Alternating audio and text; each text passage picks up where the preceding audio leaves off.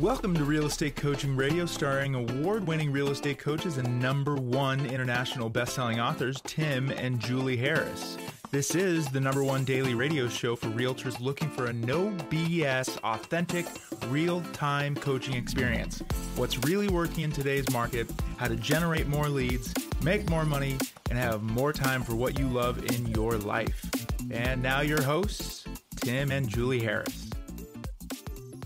Julie, do you think we have an interest rate problem or a lack of inventory problem in the United States? We definitely have a lack of inventory problem. We have for some time, and there's no reason to believe that the world will start raining magic inventory on us anytime soon, in spite of all of the prayers of many realtors, brokers, and buyers. I agree 100%. And if you want proof that there's not actually an interest rate problem, well, with that said, thankfully, interest rates are falling. Yes. But if you want proof that it's actually a lack of inventory problem, is look at the fact that even with higher interest rates, the average home in the United States still appreciated by, I think, what was it, 4 and sometimes 6 or 10%, depending on your market. Mm-hmm. So here we are coming, 2023 was the worst real estate market in certainly all of our professional lifetimes in the last 40 years. And don't know if you all knew that, but congratulations. If you lived through it, you get the T-shirt. If you're still listening to this podcast, you have made it. I survived the worst real estate market in history, and I only have this stupid T-shirt to show for it. Well, hopefully you have more than that to show for it. But listen, point being is we have an inventory problem. But what the statistics prove and should prove to you is there actually are far more homes for sale than what you're easily finding on the normal sort of easy button sources like the MLS. And so what we're going to be doing today is we're going to be training you on the different ways to use your MLS specifically to find homes for sale. And there's a lot of this stuff sounds very wonky and nerdy and technical and analytical, and it is. But the fact is this is the type of information in a market like this that gives you an advantage. That's right. Now, we have done dedicated podcasts showing you many, many different ways other than your MLS, both online and offline, to find inventory. But we also know that in spite of our best efforts with all of those podcasts and all those different sources, that the MLS still is your #1 source. Of course, that's where you go primarily. So here's the thing. Are you relying solely on that buyer drip you set up for your motivated and qualified clients? Has the drip run dry? It's time to get more creative, more aggressive, and more profitable with those MLS searches. So we're going to concentrate just using your MLS today. We've had, again, other podcasts using things other than your MLS. And remember, like every day, our notes for today's show with all Julie's details are down below. So if you're on iTunes, Stitcher, Spotify, or what have you, just open up the notes, hit more, hit details, whatever it is, and they're all down there waiting for you. And when you are there, you know what I'm going to say, longtime listeners. You've got to join Premier Coaching. You love this podcast. How do I know? Because this is and has been for a long time the #1 listened to daily podcast for real estate professionals in at least the United States. We have millions and millions, tens of millions of downloads. And yeah, that tells me, it tells you that this podcast has a lot of value. And I love the fact, and Julie and I love the fact that you love it, but you won't believe the value you get when you join Premier Coaching, including free 30-day access to Premier Coaching for all of you guys listening right now. And all you've got to do is go to premiercoaching.com or scroll down and click the link to join Premier Coaching. And like I said, that does give you free 30-day access to Premier Coaching, which does include a daily semi-private coaching call with one of our Harris certified coaches. So do not delay. This is the information you need now. We will give you such things as your 90-day massive action plan, your real estate treasure map. A lot of the scripts we talk about on this podcast are waiting for you for free. So scroll down and click the link to join, or just go to premiercoaching.com. All right, so before we drill down on some very specific strategies to better utilize your MLS searches, 2 quick facts. Fact #1, the longer you take to deliver what your buyers want, the less faith they're going to have in you. If you've ever been ghosted by clients that you've showed homes to, this may have been the reason. Are your buyers being more proactive than you are? Are they out door knocking for themselves, sending letters or cards themselves, going to new builds for sale by owners, open houses? Well, you better get in front of that. So fact #2, finding the right house for your buyers in today's market is a bit like a safari. You're looking for something that's scarce, but could be hiding in plain sight. You'll need more tools and more skills to have the successful hunt. So we're going to give you guys a little advanced secret. It's not part of Julie's notes, but it is a simple fact.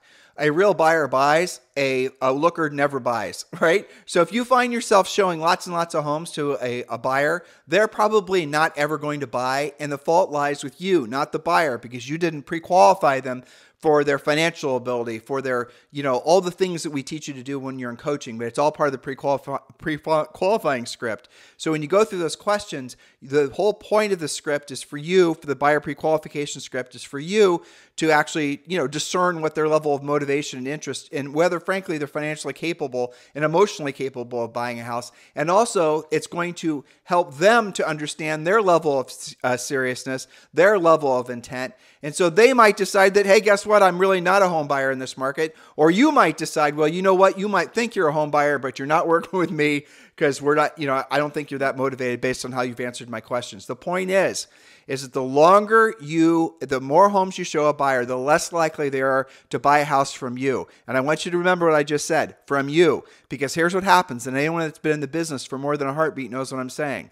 Is that you are going to discover buyers who are going to meet you at open houses or just wherever, and they're going to say, I've been looking for a house for 6 months, 12 months, and I've seen 100 billion homes for sale. And you're going to follow one of our scripts, and you're going to find out, I don't want you poaching another agent's buyer, but you're going to find out exactly what they feel is going on. They're going to tell you that they're going to fire their agent. They've already fired their agent. Maybe they're somehow no longer attached to them. They haven't talked to them in a couple of weeks.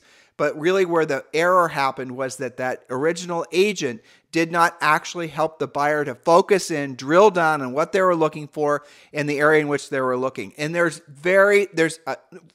only a handful of really effective techniques and scripts and systems to really drill down with that buyer so they don't end up wasting a lot of your time. And I don't know how else to express it other than that. Just remember what I told you, listeners. If you've got buyers who you've been working with for a real long time and you've got so much invested at this point and you're gonna ride that horse into the horizon, right off the cliff, you might find yourself wasting so much time with buyers that really weren't motivated in the first place. You're not going to show them enough houses to then have them one day just wave the white flag and say, fine, damn it, I'll just buy that one. They might be house enthusiasts. They're just getting decorating ideas. Who knows, right? Well, I mean, I tell the story and it's true. I mean, when you and we started selling real estate, we sold over 100 homes our first year, but that doesn't really represent the number of people that we actually came in contact with that we attempted to work with professionally. Sure. It was 500, 600. Many. Because we didn't know how to pre-qualify. Right. But we would put all of our time and effort towards these buyers. And as you start to pick up, as you sell more houses,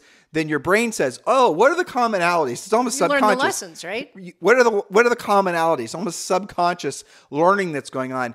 I noticed that all the buyers that actually buy don't want to look at more than maybe 4 to 6 houses. I've noticed all the buyers that actually buy show up for their appointments on time. The buyers that actually buy respond to me when I actually send them an email or a text. The buyers that actually buy have their loan stuff done so they're actually pre-approved. In other words, real buyers actually have certain signals that they put out. You just have to know how to tune your frequency to learn what the real buyers and how they actually act like. Most of the buyers out there right now are not real buyers, and they will happily waste your time. That's right. I'm glad that you drilled down on that. As you were talking, I had Rory's, our old broker's voice in my head. He used to say, they call them buyers because they buy. Yeah. And then he'd storm off. Early coaching, I suppose.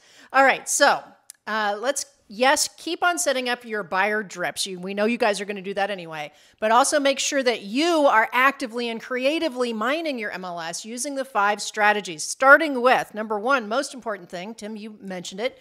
Re-examine your buyers' wants and needs. Use pre-qualifying scripts. What's a deal killer and what's a deal maker and why? If they're adamant about a specific neighborhood, why is that? Is it because they love the walking trail in the clubhouse? Well, there's probably 10 more neighborhoods in their geographic search that also have that profile. Expand their search to capture more options. This is a big mistake I see agents making. Well, why isn't your buyer in contract? Well, they're only looking on these 3 streets. Well, why do they love those 3 streets? Let's find something that meets those criteria that's maybe on a 4th street. Jules, tell the story when we were moving to Austin. Yes. Okay. So when we were moving to Austin, we had a fairly broad search. We knew Austin from going there a few times. And we said we wanted X, Y, and Z, right? Well, we were working with an agent there. And he was kind of getting close, but not really. But he was only searching in the areas that he was most comfortable, and he was only searching in, when he was putting the areas in the MLS, he was putting these particular areas. His stomping ground. Exactly. And what Julie did, another big mistake, by the way. Exactly. What Julie did is she got into the MLS. She didn't even have access because we weren't licensed in Texas. And then she got into Realtor.com. And then she just expanded the search out, so he was probably using his house and doing a 25-mile radius around his house. We curiously always ended up in Lakeway. Exactly. Yeah. And so what Julie did, which is a lovely area, don't get me wrong. But. And so what she did is she pushed it out like 50 miles or something like that. And sure enough, right over essentially the virtual border of the circumference in which he had set his search parameters, right. Julie found the house that we wanted to buy. It was like exactly what we wanted. Exactly. And it was right there.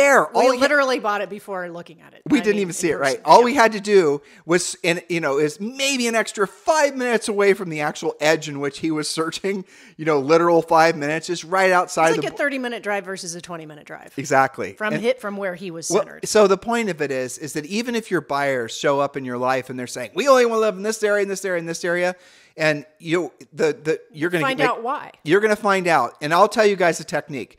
Get a map, an actual map on paper. You can print it off. It's okay. And then ask them questions. And this is all part of our buyer system.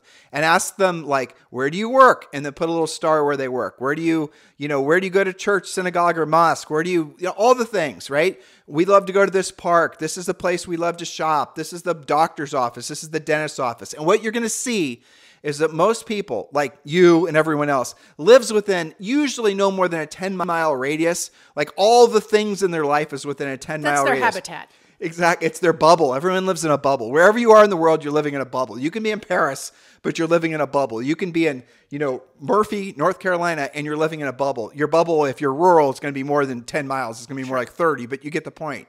And so what you then need to realize is that most people are never going to move outside of that bubble.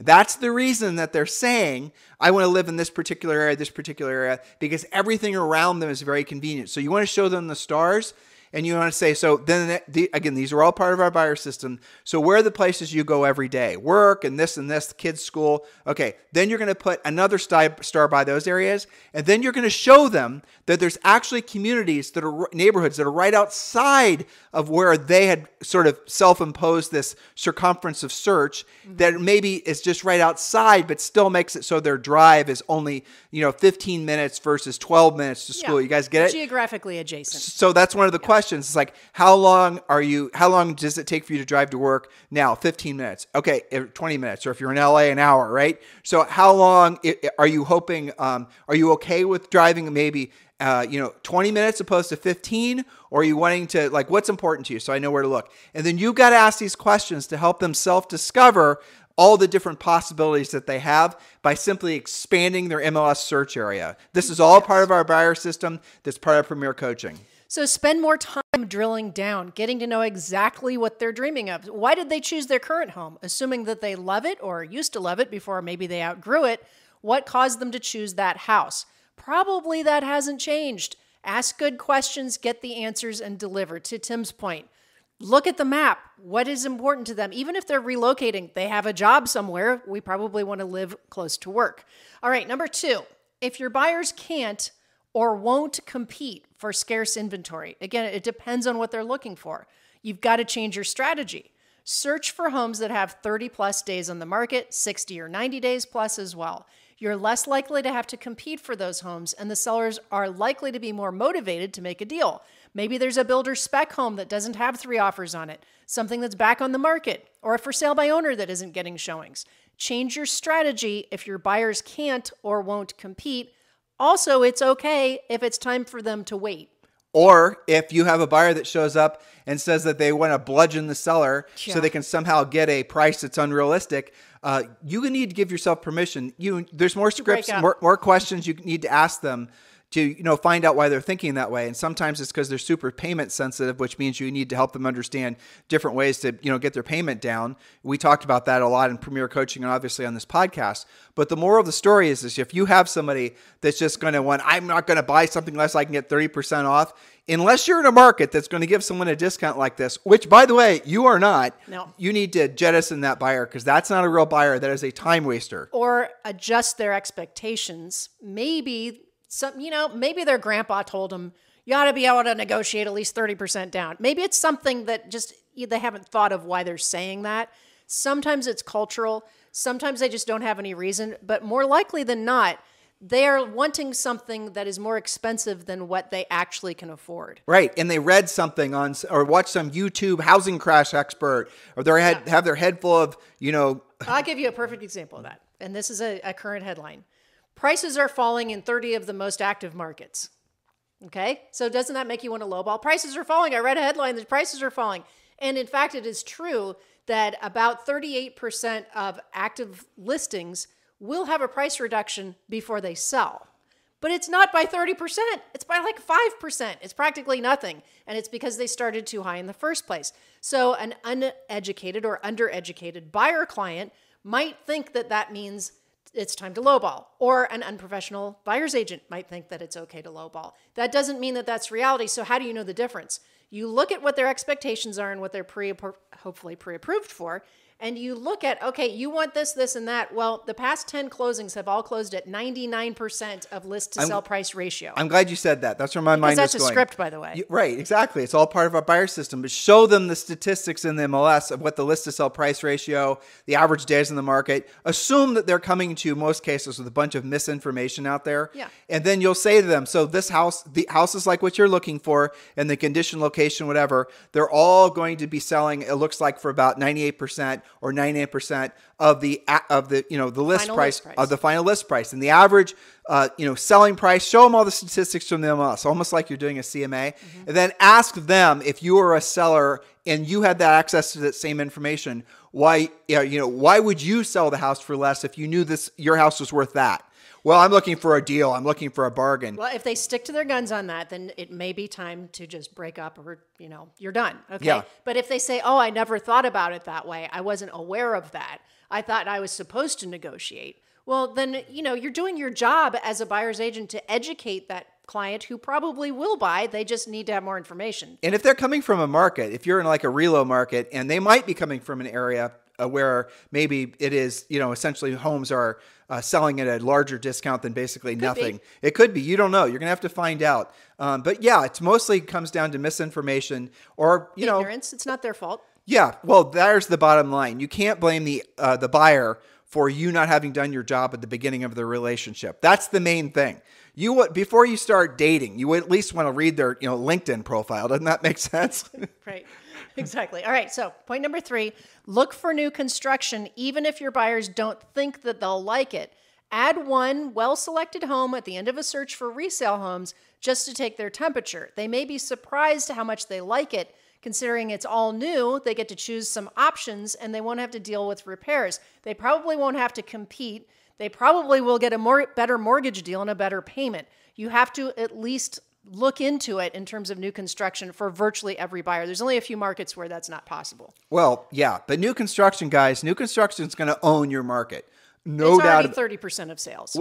Why? Okay, because even if it's a smaller home and has, a lot of these new construction homes, all the builders are doing is they're making them physically smaller and they're removing content, right? Right. Or options, you might say. Yeah, removing options. And now what they're going to start doing is making the lots smaller. And people are going to buy them. Why? Because the interest rates and the payments are going to be lower. People always shop payment. It doesn't matter whether it's an expensive car, an expensive trip to Disney, wherever the heck it's called. Yeah. Right?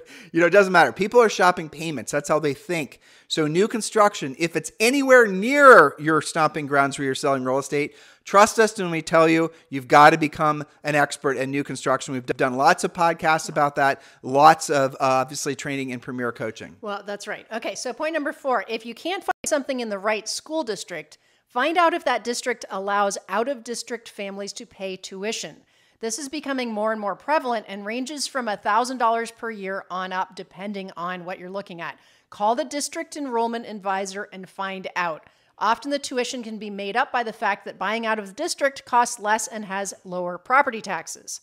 I knew a couple of kids, I don't know if you knew that, I knew a couple of kids at our high school that their parents lived like way out there and they were just paying tuition. Well, where my mind went was how many people, especially post-COVID, are doing homeschooling now, or how many are doing private schooling, There's or so many religious-based schooling. I mean, there's a lot of options. If the kids are young and they don't have any like attachments to the school or the other kids in their class, then you might want to help your buyers to open their minds to something other than the way they grew up. I mean, Zoe goes to a private school, but Julie and I both went to public schools.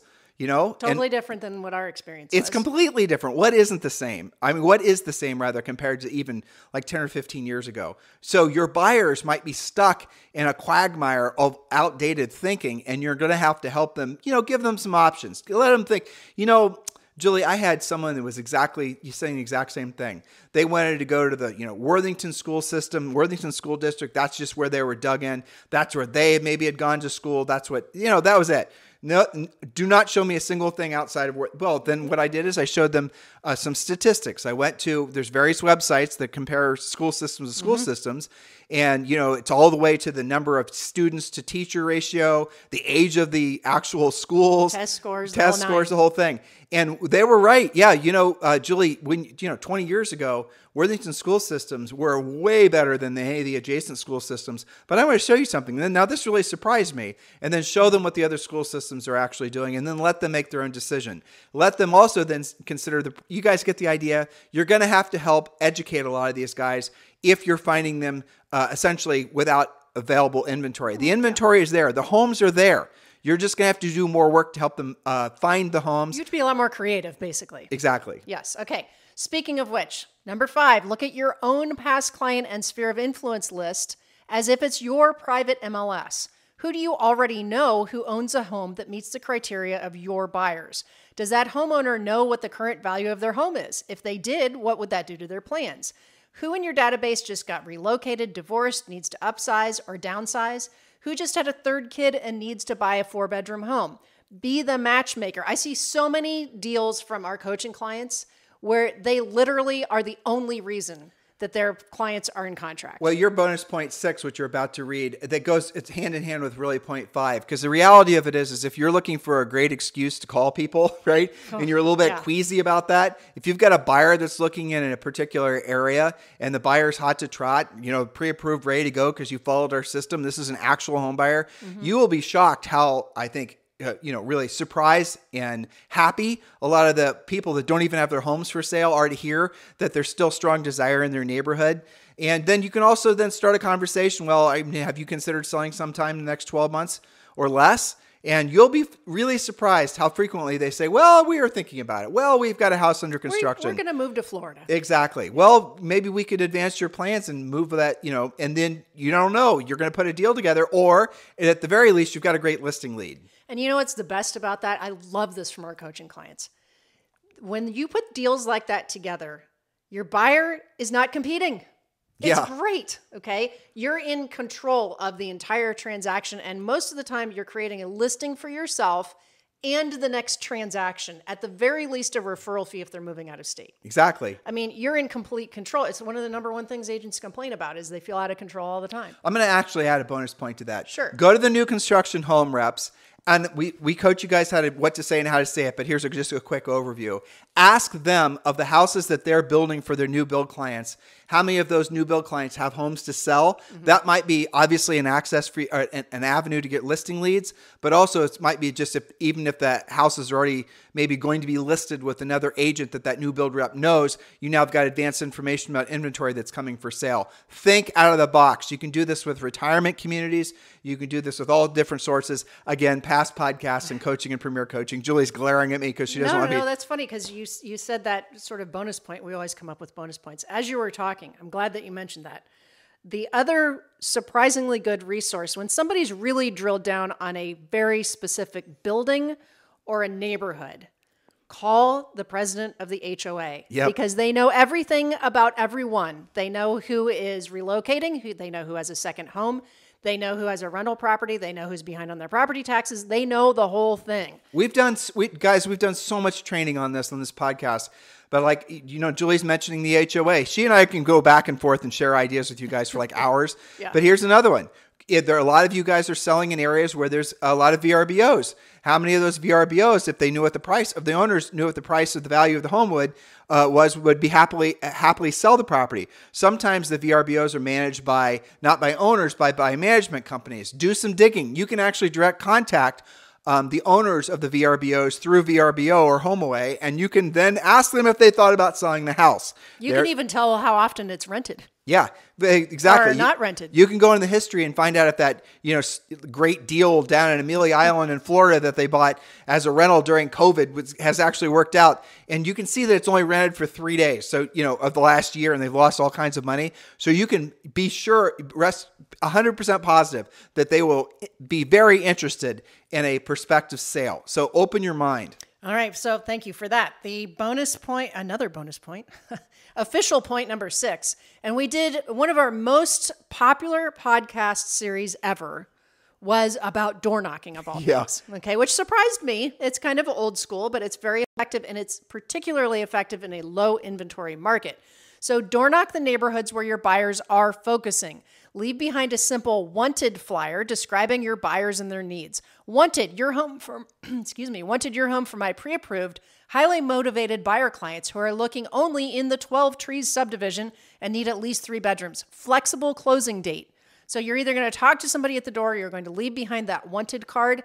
Now, I'll tell you, one of the things that I have been, I don't know whether I'd say surprised, but I guess I caution you guys for your most motivated. And, in today's market where we have an affordability thing going, prices are high, rates aren't what everybody wants. The buyers who are really motivated and serious, they're so motivated that sometimes they door knock the neighborhood they want by themselves. For sure. Well, how many of the buyers you're working with actually have homes to sell? How many of you are working with buyers, but you haven't actually pre-qualified them or asked enough questions to know that they're actually sellers that won't be able to buy until they have their home for sale? How many of you are working with buyers that actually might be interested in buying the house that another one of your buyers has to sell? You guys thinking outside of the box here? Be the matchmaker. This market is about being professional, knowing what questions to ask, following a system. Every single time when you're working and you're following our Premier Coaching system, when you're working with buyers, you're going to go through the same system. When you're working with sellers, you're going to go through the same system. Nothing is done by chance. Everything and everyone has the exact same experience. That's called running a real business. And then you start getting more consistent results. That allows you to progress mentally, emotionally, and financially 1 billion times faster when you're following a proven system.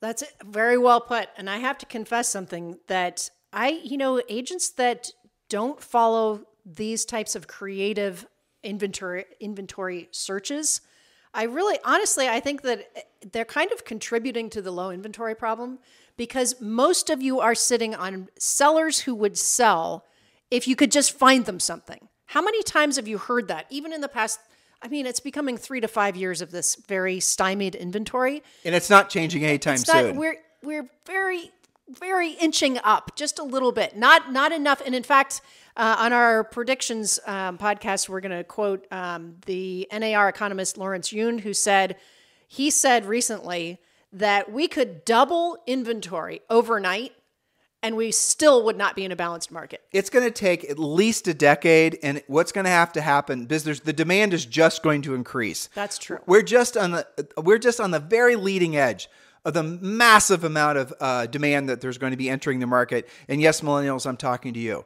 right? So here's the thing. Until the baby boomers start letting go of their resale homes, until the new construction really starts to dial up, you're not going to see a turnaround in the inventory. We're going to be in what basically is a seller's market for conceivably at least the next 10 years. That means there's going to be appreciation, inflation on real estate in a meaningful way for at least the next 10 years. Well, let me give you a quick example of how this can go, right? You guys are always frustrated. There's not enough in the MLS. We look in our favorite rental areas, and there's like 3 listings available, and 2 of them are in contract. That's been pretty typical. So where we live in Puerto Rico, there is no MLS. So how do transactions happen? It's almost 100% this type of thing where it's relationship oriented. Who do you know who knows somebody who is selling? Who do you know who's relocating in? What's going on with the new construction is a big thing. And probably 2 or 3 times a month, you don't see this because I throw them out the mailbox, but 2 or 3 times a month, I will get a card, not from a realtor, from a buyer, saying, I only want these neighborhoods. I'm sending cards out to everybody on these 3 streets. You know, if you're even thinking about selling, would you please just call me or email me? Yeah, that's the new reality. And, you know, again, we're just at the 10 years at least. So if you're waiting and thinking that somehow rates are going to drop again, all of a sudden there's going to be prices are going to drop. It's not going to happen. This is what you've experienced we're just leaving the starting gates of what the market's going to be like, but that's okay. Because what it's going to result in is because you have developed the skill set and the mindset necessary for this market, and frankly, your competition largely has not, you will have an unfair advantage in the marketplace. This is your market because it's hard for everybody. Yes. This is your market because it's the worst real estate market in the last 40 years. So if you want to know what it feels like to be in the right place at the right time, it's how you feel right now. So take the next action and obviously become a premier coaching client. In the meantime, guys, thank you for keeping this #1 listened to daily podcast for real estate professionals in at least the United States. Yeah, that's right. Yeah. And also remember to give us a 5-star review on iTunes and leave a comment as to why you love the podcast. Have a fantastic day. We'll talk with you on the show tomorrow. This podcast is a part of the C-Suite Radio Network. For more top business podcasts, visit c-suiteradio.com.